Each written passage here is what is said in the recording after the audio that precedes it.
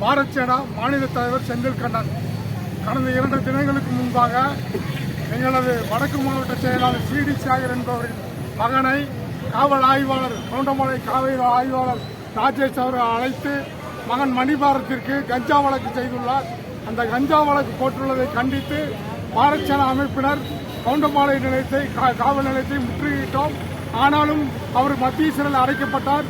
இந்த வேதனை தாங்க முடியாமல் பரத் மணிகண்டன் என்பவரின் அப்பா சி.டி. சேகர் அவர்கள் தற்கொலை முயற்சி எடுத்து நேற்று இரவு இறந்துவிட்டார்.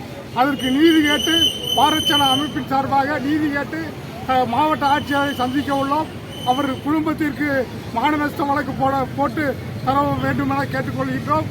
அதேபோல் அந்த காவல் ஆய்வாளர் ராஜேஷ் அவர்கள் மீது துறை ரீதியான நடவடிக்கை எடுக்க வேண்டும். இன்னும் சொல்லப்போனால் அவரை பதவி இடைநீக்கம் செய்ய வேண்டும். இது முழுக்க அந்த பெயர் பலகை கவுண்டம்பாளையத்தில் இருக்கும் பாரத் சேனா பெயர் பலகை எடுக்க வைப்பதற்கு திமுக வேலை செய்துள்ளது. அந்த திமுகவை சேர்ந்தவர்களையும் காவல்துறை விசாரிக்க வேண்டும் என கேட்டுக்கொள்கிறோம். நன்றி, வணக்கம்.